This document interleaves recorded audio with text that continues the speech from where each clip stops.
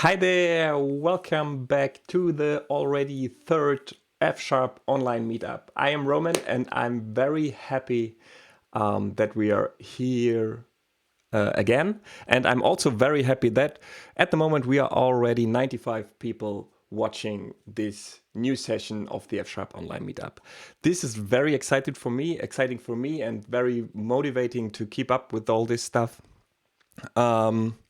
I hope you can actually understand me. YouTube now said something different. Strange to me that there are some problems. I hope everything is good. So if you see me and don't have any problems, please just write something in the chat that everything is all right. So today we have our third guest, and it's another pretty well-known figure in the F-sharp space. It's Tomas Petricek. I'm very happy that you are here. So, hello, Thomas. Hello, Roman, and thank you for running this amazing series. It's a great pleasure to be here. Yeah, and great pleasure that we have you here, actually. So it's pretty cool. And this time we actually didn't have too many technical problems, so I hope that we won't have this. Yeah, so far. So I hope that we won't have them in the meantime or during the talk. But I guess we will have a pretty good talk. So how are you doing at the moment? Where are you at the moment? Not too bad. So I managed to escape the plague, and I'm now in the Czech Republic, where my family has this falling down house in the countryside. So I'm there rather than in our tiny London flat, which would have been a lot more difficult. Yeah, it's much nicer, right, with the kids actually being able to leave the house. And yeah. All those people who tell you on Twitter that Isaac Newton wrote optics during the plague, they don't mention that Isaac Newton didn't have a 3-year-old running around. Definitely, that's definitely a problem. So how are they doing this in Czech at the moment? So it's actually doing pretty well. I think they started all the lockdowns early, so the numbers are not too bad. It's interesting to see, like the place where I'm right now is right at the border with Austria. Yeah. And obviously during the communist times, this was where the wall between East and West was. Yeah. And now that's there again. So that's pretty scary. Yeah, it's pretty scary to see all the borders closed. Yeah, definitely. Definitely. In Germany, they just, or at least in Lower Saxony, they said that the kindergartens will be closed until the summer vacations. So I have two 5.5-year-old kids. So I put this in a website that is calculating the days, and so it's only 133 days left. I was only crying a bit. So let's see how we can actually cope with this. But yeah, this one here is actually a good thing. We're here. We're healthy. Yes. We do have an hour of two for doing some work, so it's not too bad. Cool. That's awesome. So yeah, community for F-sharp just said love the mug. It's a nice mug. Also, again, thanks for everyone voting for me last year. Didn't expect this, but it's the community for F-sharp mug. So what else? Yeah, F-sharp EU was cancelled, which is a pity. But I think they will be there next year. I'm pretty sure Gien is doing a lot of stuff about this. And I really hope so. Gien, if you're watching, we really want you to have on this meetup. I already nagged you a bit, but I hope you're coming soon. So what is your talk going to be about? So it's going to be about designing composable functional libraries. And it really started with some work I was doing on sort of data programming with data and data visualizations. And obviously, following good programming methodology, whenever I realized I wanted to create a tricky chart, I thought, well, I could spend the rest of the day learning how to do this using D3, or I can just write my own charting library. How hard can it be? Famous last words. It turned out to be quite hard. Yeah. But there were some interesting lessons that I want to talk about. Cool. Yeah, I'm really looking forward to this. I really have no clue. I'm pretty sure about all of what you're going to tell us, but that's good. So I can learn a lot. So about questions, again, we do the same. Just put some questions in the chat. I will write them down.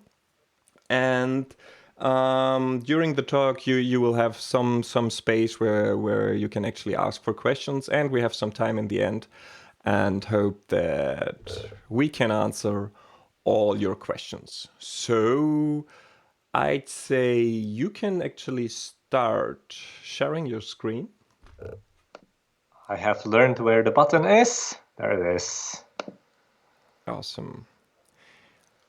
Okay, really cool. So let me check the partner screen. Yes, you are there. Let me just check the stream. This looks good. Okay, so I will be quiet for now. I will, if I see any technical problems again, just tell me in the chat, or I will also see, and then I will interrupt him. And otherwise, I wish you a lot of fun, and I hope you learned something, and all the best to you, Thomas. Thank you. All right. Yes, so this is about designing composable functional libraries, and it sort of arose from a bit of research work that I was doing, and I'm now spending most of my time at University of Kent in the UK, where I do research, do teaching, do everything, and I'm still doing some work with F# works. So we do trainings, and I'm sure we can figure out how to do those remotely as well. So that's a little bit about me. And how did I get to this? So one of the motivation for this, or what is this talk about? It's sort of bigger question, bigger aim behind a project that I call the Gamma, and this is really trying to make facts great again. So that's my tagline, and the idea is that in sort of modern world, people care less and less about facts and data and statistics. And maybe one thing that could help is building charts that are more open, more transparent, and let people play with this data and sort of see it in some interesting form. So I'll show you a bunch of examples from that later on. The other aspect of the talk is the technical bit. So it's really about functional thinking and how you can apply all those nice functional approaches, functional ideas to an interesting and tricky domain. And data visualization is one interesting, tricky domain, but hopefully you'll see that some of those patterns are applicable across a wide range of areas. So it's about data and functional thinking. And one of the fundamental things in functional thinking, whenever you approach any problem, is to ask, what is this thing that I'm working with? So my question is, what is a chart? And if you start looking into this, if you look at some popular charting libraries, you might look at something like Google Charts. If you look at the documentation, well, Google Charts just says a chart can be a bar chart, column chart, line chart, area chart, scatter chart, histogram, combo chart, which, yeah, I didn't know what that is. Apparently it means 2 specific or 3 specific charts combined together. So they just give you this very long list. And that's not very elegant to me. I'm looking in the functional world, you always try to compose things from sort of small individual bits that you can fit together. Here, they just say it's a list of 30 different charts. Pick which one you want. So that's not great. And it also doesn't include some of the really interesting charts I want to be able to make. So this is an example of a data visualization from New York Times, where they looked at the history of Olympic Games, and it shows the number of medals that were won by different countries in different Olympic Games. And this is really what I mean by making data engaging, because you look at it and you're like, well, what interesting thing is happening right here and right here? There's no Olympic Games. That's because there were the First and Second World War. Now, when they update it, there's going to be another gap here because of the coronavirus, I guess. We'll see. There's also the Cold War, where the US boycotted Olympics in the Soviet Union and then vice versa. So you really learn quite a lot, but it's pretty tricky chart. So maybe there's just no sort of reasonable primitives. Maybe a chart is really just an SVG graphics with text and shapes and coordinates and pixels. But then producing that would be pretty hard. So the people who built this for New York Times actually did build it using D3, and they share their code, and you can see lots of tricky computations going on there. It's very low level, and it really sort of calculates the positions of everything in pixels. So that's not very easy to work with. The other high level answer is something like Google Charts, where you just say, I want a bar chart. So then you don't have any interesting flexibility. And it does get even worse, because some charts can be animated. So this is a really intriguing example. If I can find it, I'll show you. Again, from New York Times. So you can see that building those things is something that lots of media try to do, but New York Times is really the only one that's rich enough to be able to do it. So this is a chart where they tell you how things have changed between Bush years and Obama years, and they tell you this is the unemployment rate during Bush times, and if you want to see the rest, you first have to make a guess about how it changed during Obama. So I'm going to say unemployment. Well, I'm going to skip this one. I'm going to look at immigrants. So obviously Obama is a nice person, so the number of deported immigrants went down, maybe like this. And then you click show me how I did, and they actually show you the truth. So this is really interesting kind of visualization. And I really like the fact how it sort of engages the reader. Like, you have to think about this first. But it's also really hard to do. So those are the sort of examples that I've been looking at, and there are some common themes. So one of the things that pretty much happens in every single chart is that it does some projecting. Like, you have values in terms of the domain, like years, number of medals, and you need to turn that into pixels. There's also some shapes, so you have areas, lines, text, and so on, and there's some ways of composing those, and also we can have some interactivity where the state of the chart depends on the user input. So those are the basic building blocks that we've got, and now the question is, how do we actually do that, implement that in F# or encode that in a functional way? So I have a little demo running here in the background. I have, and you can, I'll share the link to the code afterwards. So I have a little Fable process running and watching here, and I've got some source code. And I do have another browser window here, which shows the output, which currently is just a blank white square. And I have some fun data to play with. So fun in quotes. This is the results of the UK elections in 2019 and 2020. And this is exchange rate around, what is it, June 2016 or 17? I forgot. Around the day of the Brexit vote. So how do I build a chart? I'm going to start with something very simple. And I want to build a bar chart showing the election results.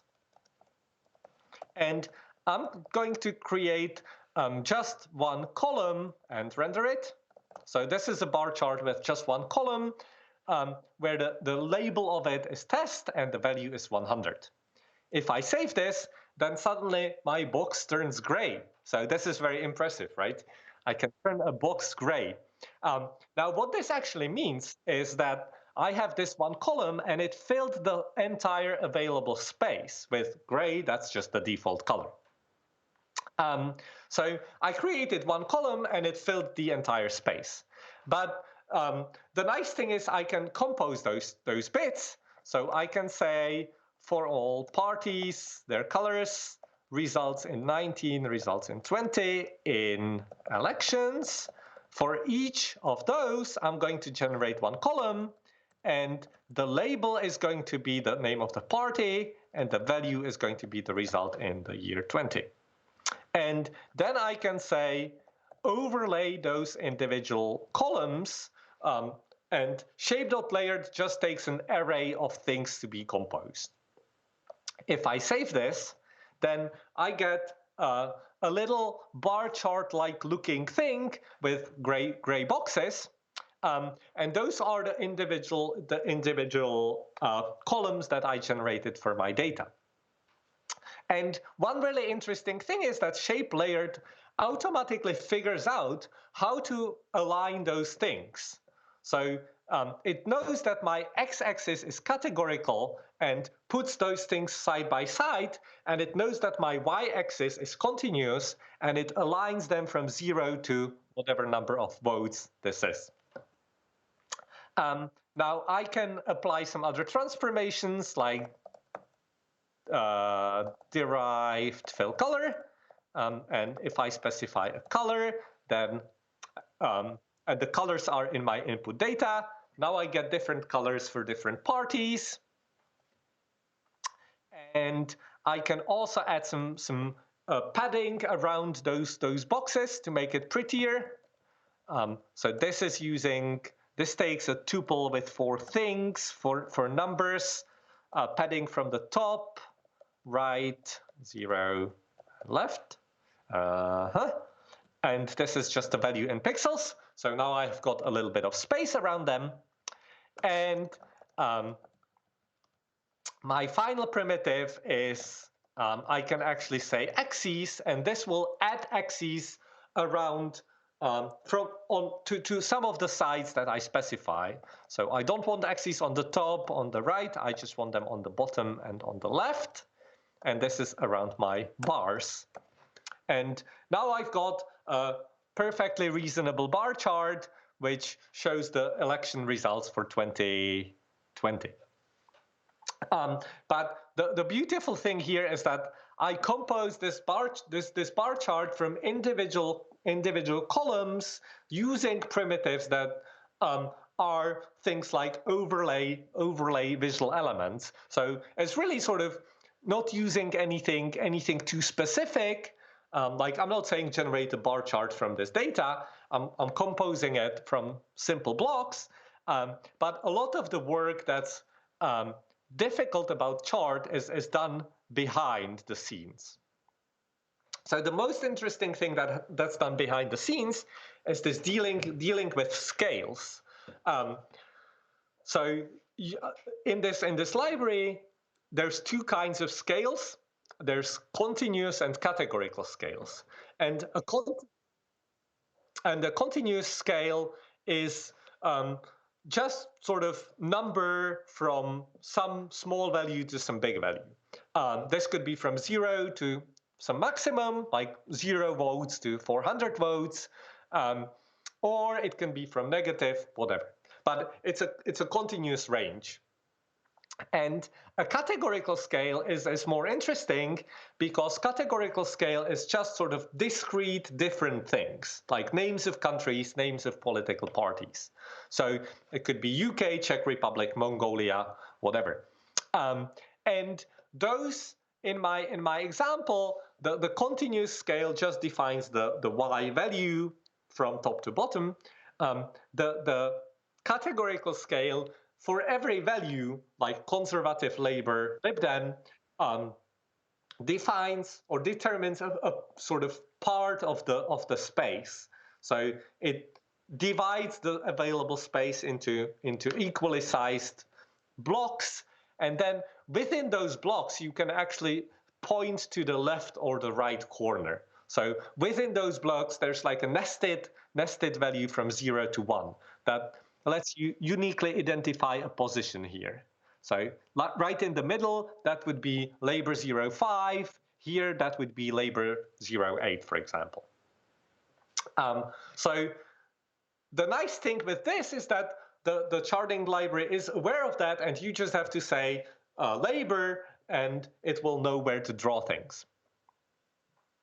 So in the F-sharp using F-sharp type definition, a value can be either a continuous value with a floating point number that specifies the value itself, or it can be categorical with the name of the category and a position within that range from 0 to 1.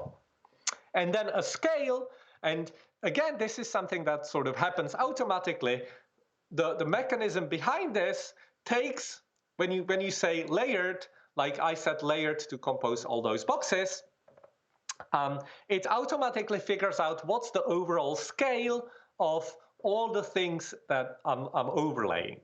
So for continuous values, it just takes the minimum and the maximum, and that's 0 to 400. So a continuous scale is defined as range from minimum to maximum. A categorical scale is defined by a list or an array of categories. So that's one clever thing. Now, the other interesting thing here is how we actually represent a shape or a chart. And that's just an F-sharp data type, discriminated union. It turns out that pretty much any question you have, the answer in F-sharp is discriminated union. So what have we got here? We have some primitives like line and shape, and they're just drawing lines or shapes. And their x and y coordinates are defined using this value type. So this is either categorical or continuous. And then I can set the style. So that's what I used for colors. I can define axes or padding. And interestingly, I can overlay multiple things where I just specify a sequence of other shapes. So it's a recursive type definition. And again, the really, really important thing here is that value is not a number in pixels. A value is another union that says it's either categorical of, say, labor 05 or continuous of 400 votes. So whenever you're constructing this value, you're always talking about things in the terms of the domain. If your chart is about years and countries and number of votes or kilograms of or tons of carbon emissions, that is the number you'll be using.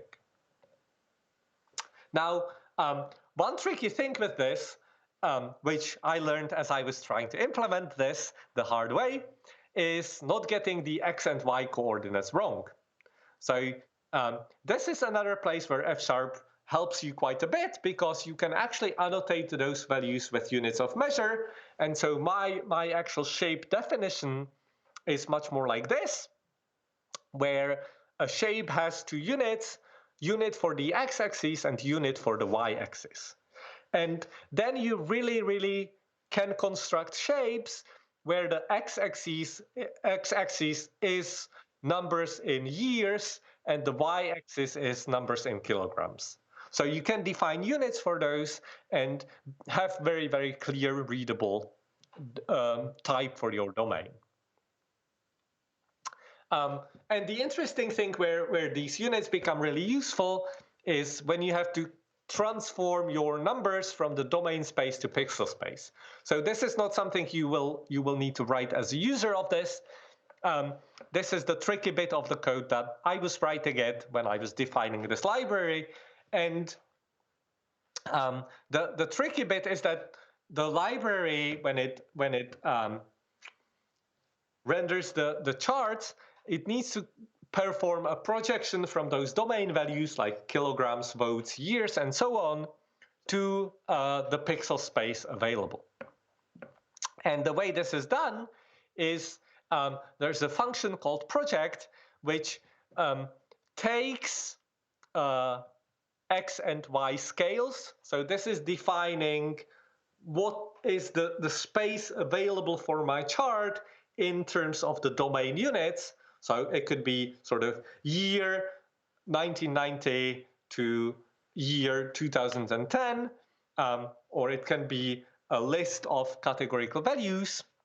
Then I've got values in X and Y coordinates, and I've got this type that represents projection from sort of values in a space defined by units Vx, Vy to a space defined by units Ux, Uy.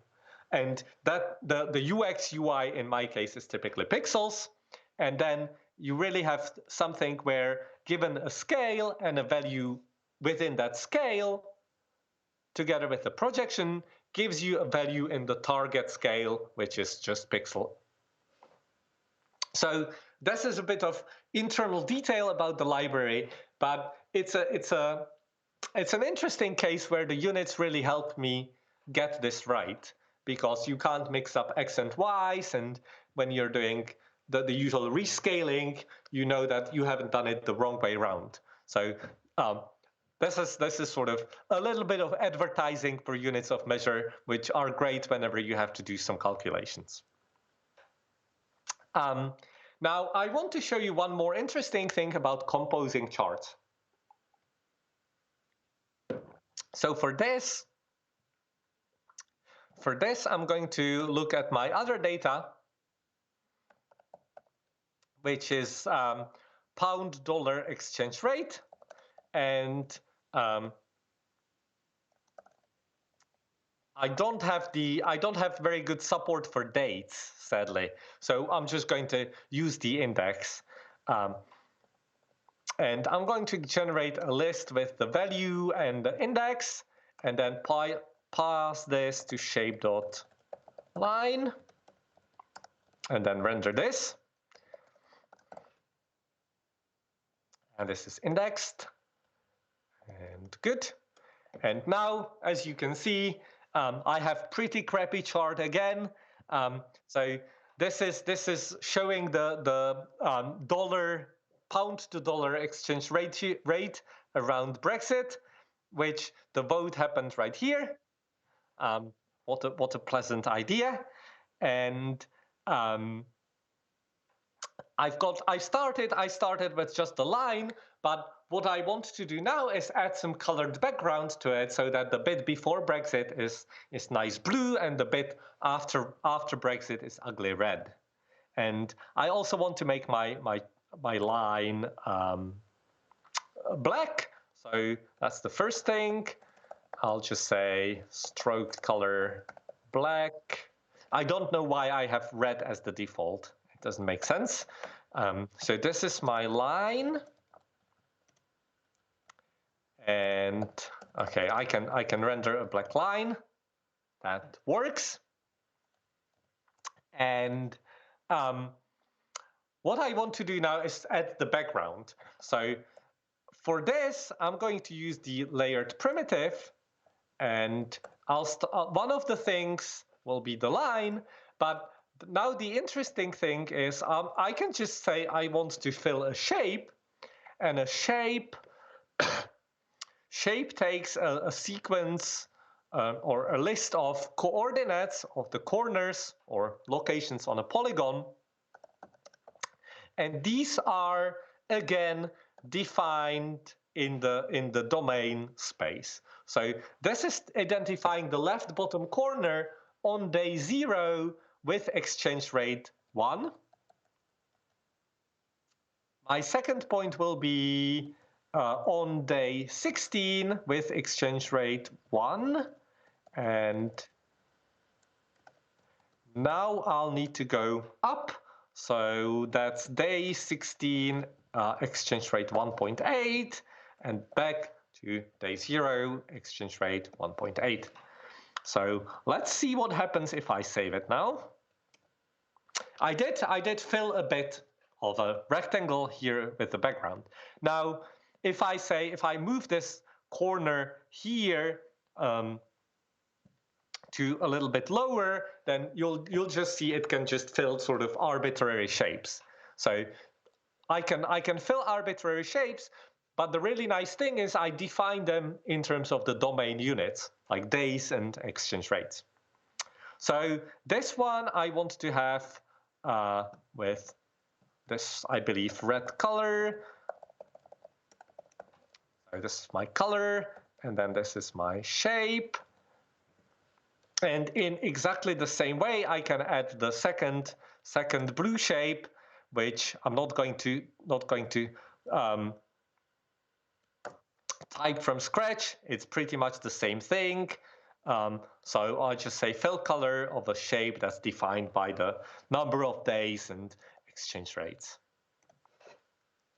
So now I added background, and this is already something where if you're using something like Google Charts, there's really no easy way of doing it because they don't let you compose those individual chart elements. So here I can do that quite nicely. All right, so this is my line chart, and obviously I need axes as well, so I have primitive for that. That is quite easy. And I'll put them in the usual location, my line chart. So now I've got chart like this. And I'm going to do, let's see. So this is line chart with background done using the composition of primitives. Now, so far I only ever overlaid things one over another, but there's another way of composing things, or a sort of tweak to that. And what I want to do next is add some chart title. So here at the top, I want to say dollar-pound exchange rate. So I'm going to start by, and I'll just insert this. So I do have a way of adding text. So this is saying, this is my text. And this bit here, I'll get back to this again. This is defining that it's in the middle. But now the interesting thing is, I want to put the title above the main chart. So you might think, I'll just do the usual and use shape.layered. And that is partly true. I do want to say something like title and body. But if I do this, then you get this really, really strange result. And that's just because the scales of the title and the scales of the chart are some completely incompatible numbers. So this is from 0 to 1, and here I'm using a sort of scale from 0 to 100. So I don't want those two chart elements to share the same scale. What I want instead is to split the available space. And I do have another primitive for this, where I can define explicitly the scale that sort of the scale that when I'm composing two elements, I can sort of say this element takes space from 0 to 80, this takes space from 80 to 100. So I can sort of override the default inference of scales, and here I'm going to, the x is going to be from 0 to 100. Let me get the parents right. And copy paste, that's good. So the title is, okay, this can't be num_b, that has to be the other primitive. Fortunately, I do have some cheats here. Okay, this is continuous value. And what I'm saying now is that the title takes space on the x-axis from 0 to 100, and on the y-axis it will just be from 0 to 10. And the body will take on x 0 to 100, but here this is going to be from 10 to 100. So now I've basically explicitly divided the available space into the upper part, the bottom part, and whatever happens inside those is completely independent, and the way they're aligned is defined by these explicit overrides of those scales. So this is slightly more subtle thing that's happening here, but the point is, whenever you're composing things in with this sort of functional modeling approach, you will very often have multiple different ways of composing primitives. So my most basic primitive is this layered operation where I take a list of shapes and I put them over each other, and I just sort of infer automatically their scales. But I also have some explicit operations which tell the library how to handle the scales, and the outer scale operation is the one I've been using, where I say explicitly the sort of the space that's occupied by this nested component should be seen as being from 0 to 9, 0 to 90, for example. All right, so far I've talked about functional thinking about charts, and there's a few important things. We always talk in terms of the domain value rather than pixels. So I can specify things in days, years, kilograms, names of parties, rather than pixels. That's one of the things that makes this much easier. I talk about domain primitives like column or axes or scales rather than graphic primitives like rectangles. And I have these interesting ways of composing stuff. And all this I could only implement because I had units of measure. So I do have another part here, which is going to look at some interesting functional design patterns. But if there are any questions now, then I think now would be a good time to answer those that are about the first half of the talk. Yes, there are some questions basically about other things I have never heard of. Let me just go back to our two of us here. So JKS something said, our programmers have for a long time used Wilkinson's grammar of graphics as a domain model for charting. Is Thomas familiar with this work? Yeah, no, this is a great reference, and the grammar of graphics is definitely trying to do something like this.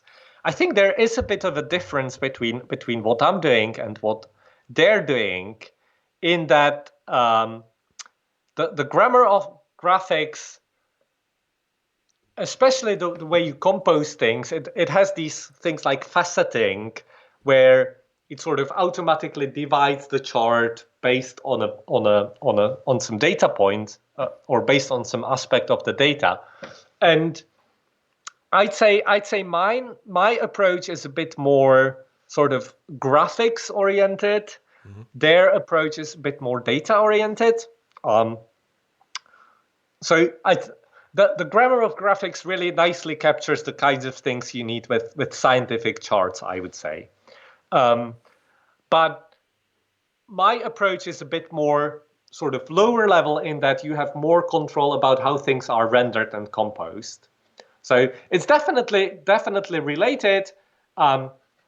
It doesn't work that great for, I feel like it doesn't work that great for those sort of web-based interactive charts where you need more control about how things look. Okay, cool. And there's another question about a different thing, which was by Carl or Charles, sorry, Botha. Also visualization person, and he was saying, I was wondering the same thing, very much related are Vega, a visualization Yeah, grammar, and Vega Lite. And yeah, which he basically loves, especially for web stuff. He says it's really nice to yeah, use. So can you yeah. expand on those as well? Yeah, I think those are pretty much inspired by the grammar of graphics approach. So they do also they are also somewhat more sort of higher level in that you say things like, I want to turn this data into bars. And for example, in my case, you'll notice that when I said column, I'm using this derived module, which does have some sort of abstractions built on top of the sort of real underlying primitives. And if I look here, then a column is just a shape with um, with value, the y value being sort of here, and x value, well, the categorical value being sort of from 0 to 1, and the y value being from 0 to whatever you specified. Okay. So um, I guess the point is, this is really a lot more sort of focused on giving you the flexibility to compose shapes in whatever base you want.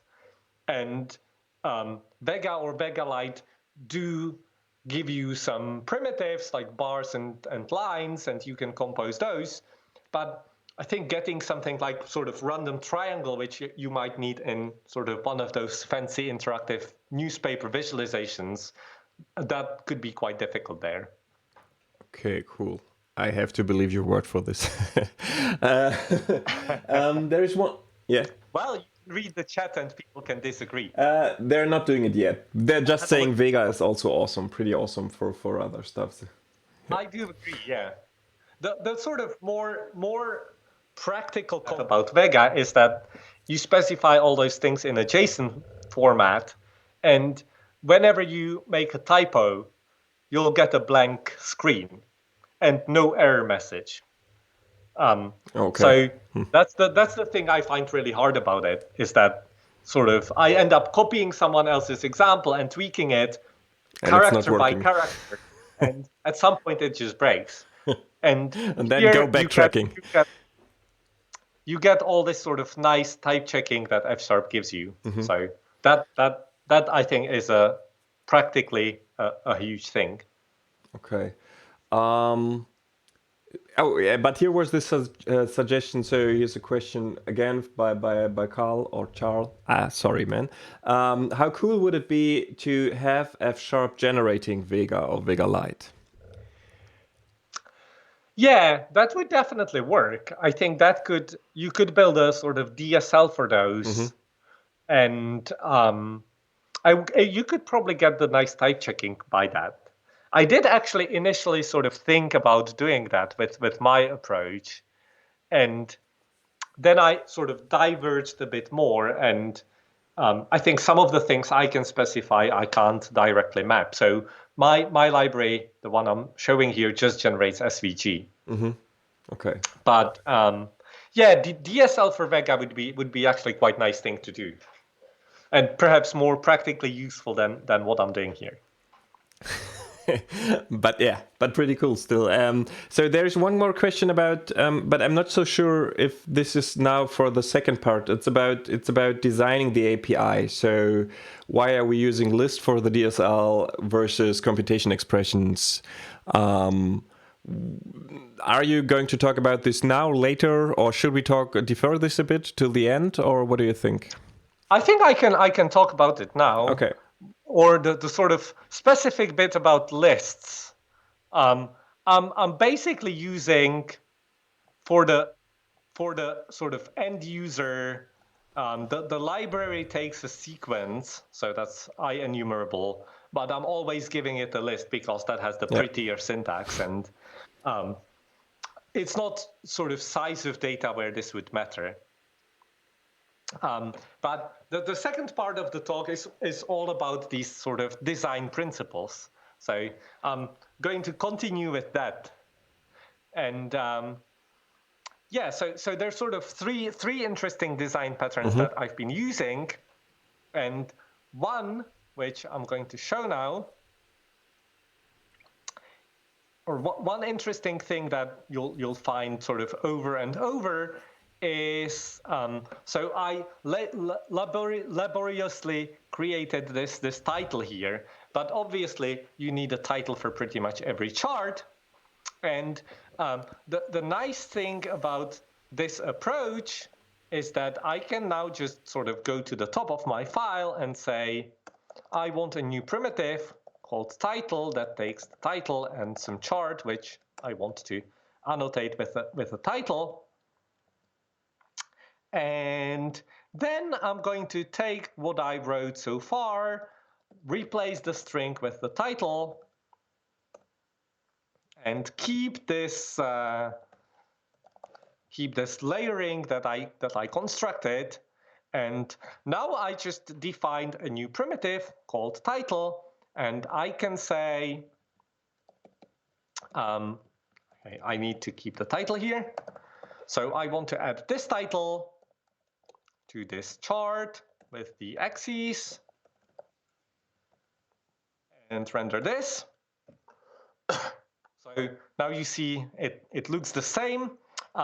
In case you don't trust this, I could go up here and add the title to my previous chart, which was what was it? Election UK elections 2020. If I switch to that, you get a chart with title.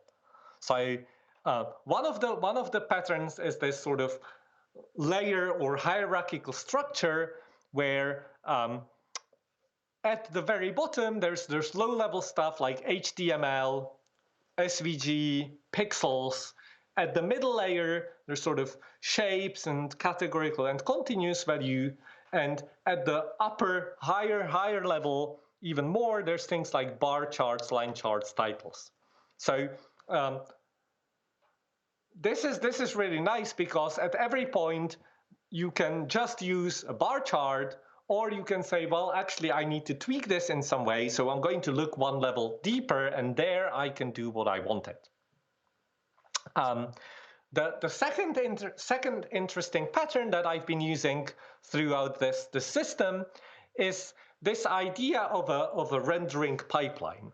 So you start by describing a shape, and if I look at the code, say here,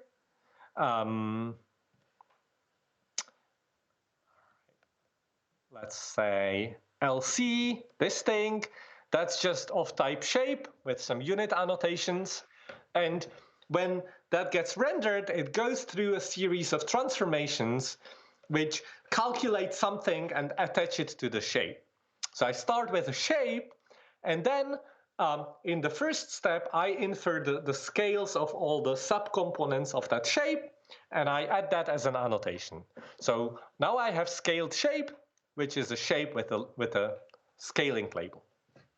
Then in the next phase, I turn that into a projected shape where I add the sort of pixel numbers, pixel values, where on screen that actually is. And then in the final stage, that is rendered as SVG. So if I show you one example here, well, if I can find it in my long source code, there it is. Now all the way up. There's a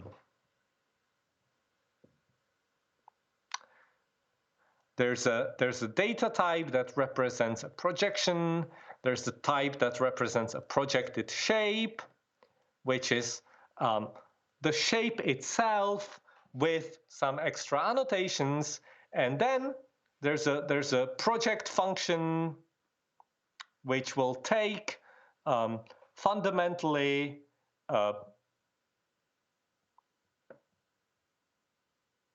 see, this is too complicated internals, but I do want to find that scaling function. But try to get Also, the API right? This is an example.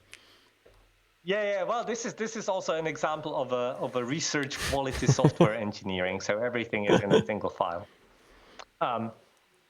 But here, this is a good example, because here I have a function that takes a style and a shape, and it produces a scaled shape where for every of these different types of shapes that I can support, I do a little bit of calculation around the scales.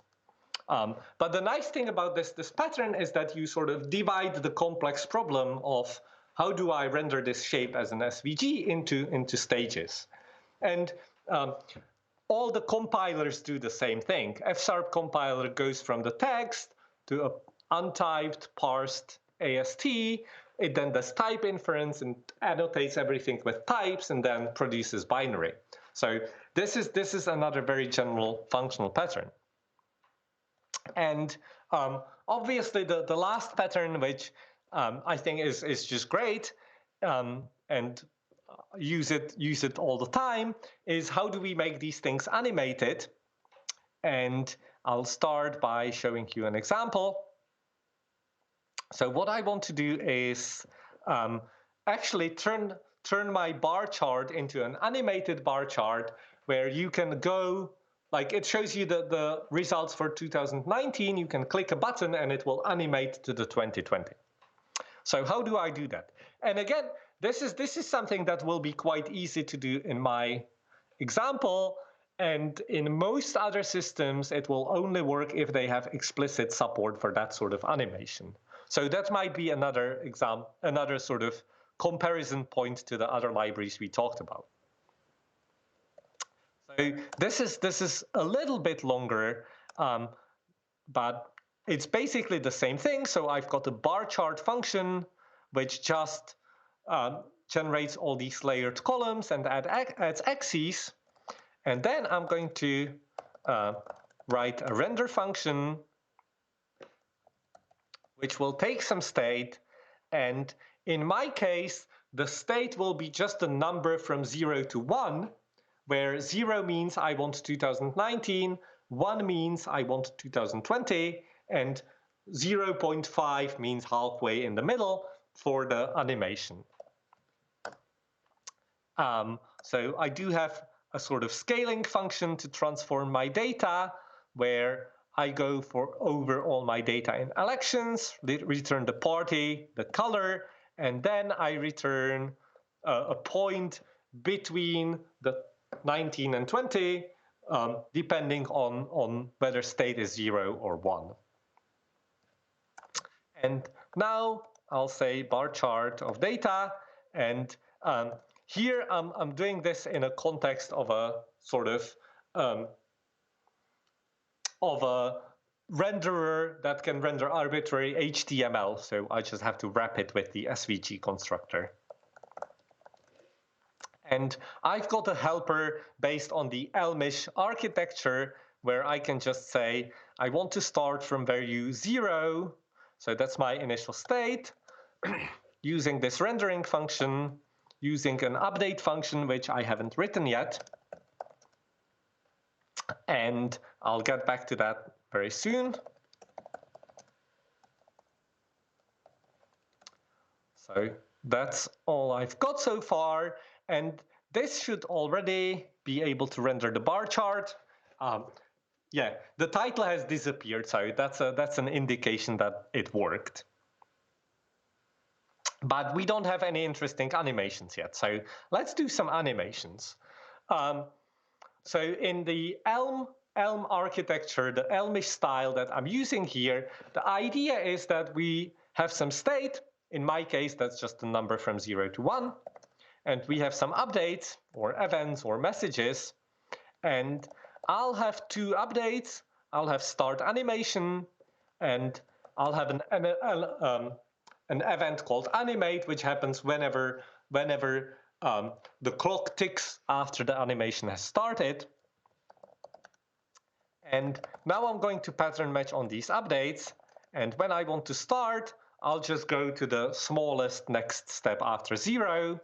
And when I get animate, I'm going to take the current state and add a little bit to it.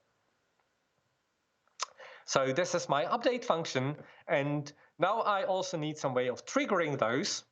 So I'm going to generate a div element with my SVG and a button. And the button is going to say show 2020. So now I've got a button. It doesn't do anything yet. You can click on it. And here I'm going to say, if you click on this button, I'm going to trigger the animate event. So now if I click on the button, things should move a little bit, but you have to watch very carefully. Did I do it? I think maybe I need to call this click. Yes, things moved a tiny bit. Maybe you can't quite see it over YouTube, but if I watch very carefully, I can see it. So now we've got just one frame. And the key thing I need to do now is actually make it animate. So I'm going to add this bit of code here, which says if I'm already animating, if I started animating and I haven't finished yet, then we'll just set the JavaScript timeout for triggering the animate event in 10 milliseconds. So now if I click it again, it does actually move. Now, there's one interesting problem here, which is that the blue bar always stays the same, and the red one gets smaller. But if you look carefully at this axis labels, what's happening here is that the blue bar is actually getting bigger, except the automatic scaling will always make it sort of 100% height. So that's not very great, and it's something I can quite easily fix by using one of my clever primitives called inner scale. And what this does is that it again overrides the scale that is automatically inferred, and you can do this for the X scale and the Y scale. So the X I want to keep as it is, but the second scale I want to override. And this takes a specification of the continuous value. So I'm going to say this is from 0 to what was it? 400 maybe. If I save this, now I do actually have values all the way to 400. Maybe I could say 410 so that my label fits. Let's see. That's better. And now if I click this, the blue bar will actually go up. So now I wrote a little animated chart based on this underlying library with just one extra bit. And the extra bit is this nice sort of state and update Elm-based architecture. So here the idea is I've got some state and I have events that transform that state. And again, this I think is a pretty universal functional design pattern, which is used in the Elmish style of programming. It's used in things like event sourcing. It's used in things like folds. So this is really a sort of universal pattern that's been really useful here.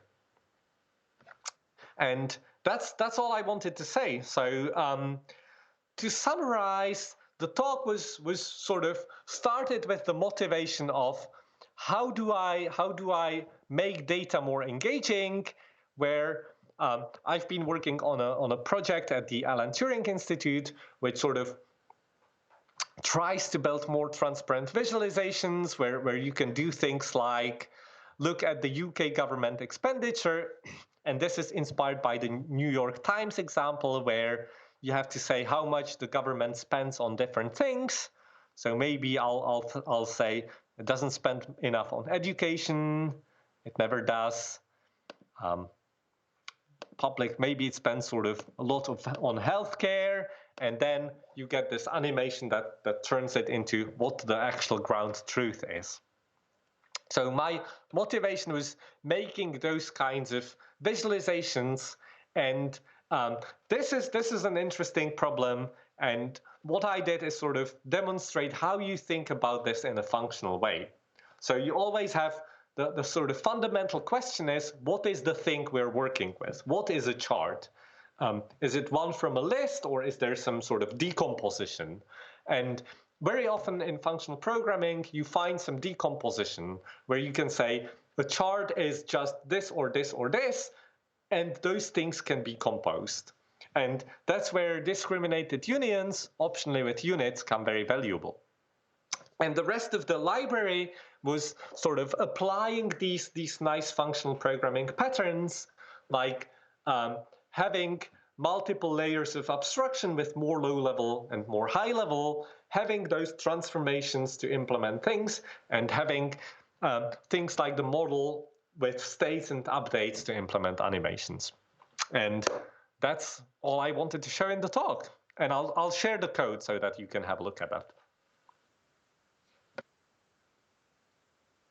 Okay, unmuted. Awesome. Yo, awesome. Thank you. I have never done anything with data visualization, so this was pretty cool and exciting for me to get to know. I really like the compositional ideas of just putting everything together, and especially using the Elm architecture then in the end for the animations. This is what I really like, and that what we are also using, and as you have said, like in a completely different domain or in a completely different way. Mm-hmm. So this is basically just reusing all those patterns that we're applying a lot anyway. So this is pretty cool. No, I think that the nice thing about this is that it's sort of a fun problem to work on with the charts, but really all those things, all those patterns, all those ways of thinking are something that you need in pretty much any domain. Yeah, definitely. There is Thomas said that that JavaScript animations in SVGs are often blocked by browsers. Have you encountered this problem? Because his suggestion was that you could add some SVG animations by embedded CSS keyframes, and the browsers would render it correctly even from a website. Yeah, no, this is really tricky thing, because those kinds of animations are actually like the right way of doing animations, like the one I did here, is using CSS rather than sort of triggering an event repeatedly. Yeah. And that approach doesn't really sort of integrate nicely with the Elm style. So you do have to do that explicitly. But I'll share screen again to show one more thing, and that, like what I was the animation I showed was sort of for fun, but the real reason why I needed that are animations like this, where it's controlled by the user. So here I'm actually responding to mouse moves. Okay, and then it makes a lot of sense to have the Elm architecture there, responding to all of this stuff. Yeah, okay, this makes total sense. So for just sort of plain, but the real reason why I have the architecture is the user interaction. Okay, yeah, that's cool then. Let me see. Yeah, this was all done with Fable, right? So this was all Fable what you have showed. Yeah. And the library you are showing us is basically, can we find this on GitHub, or is this a project where people can work on? So are you saying I now have on call 100 volunteers who are willing to help? I mean, there are still 129 people online, so I'd say. Well, So Yeah, you should no, I do definitely have. make this available and let people work with it, right? Yeah, so I do have the sort of code available in my samples for the talk. I do have a GitHub organization or GitHub project um, for it as well, where if you go to where it is GitHub compost.js, then here's the a snapshot of the standalone library. Um, and I called it compost to honor the word autocomplete, which fixes composable as compostable. Okay. So it is there, but yeah, no, the library is something I sort of um,